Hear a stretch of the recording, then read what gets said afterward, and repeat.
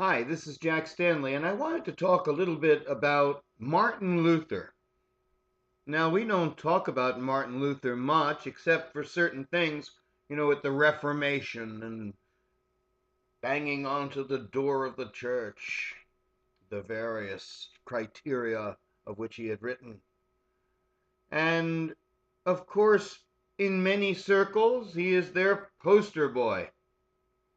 He is the poster boy for the Reformation, in a sense. He's also very important in changes in religion.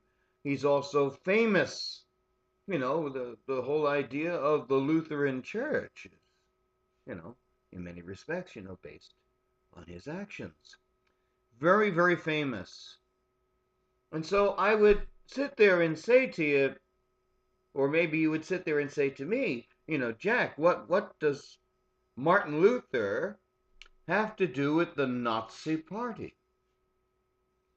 Well, I have to tell you that Martin Luther, of course, did an awful lot of writing about religion in various types, but he also wrote some terribly anti-Semitic stuff, violently anti-Semitic, so much so it looked like he was working in the offices of Joseph Goebbels.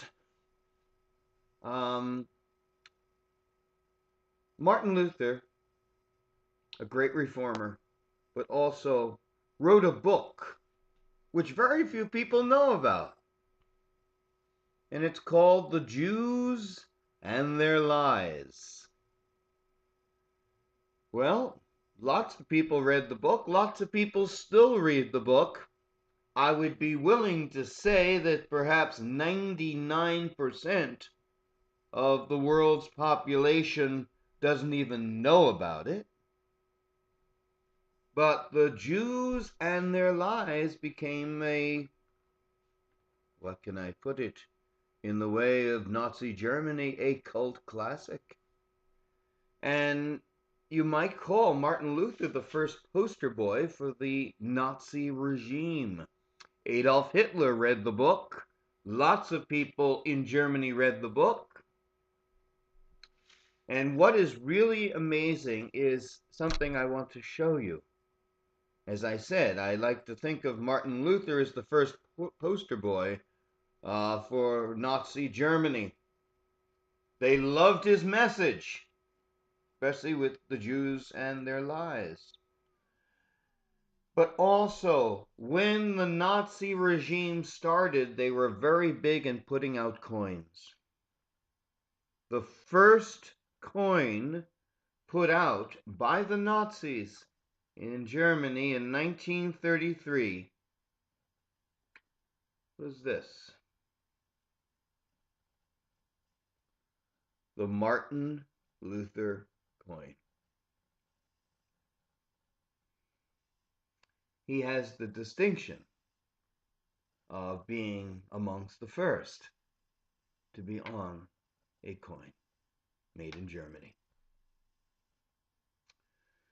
It's pretty amazing when you think of it, but of course, there would be lots of people on those coins, and of course, lots of rhetoric in Nazi Germany.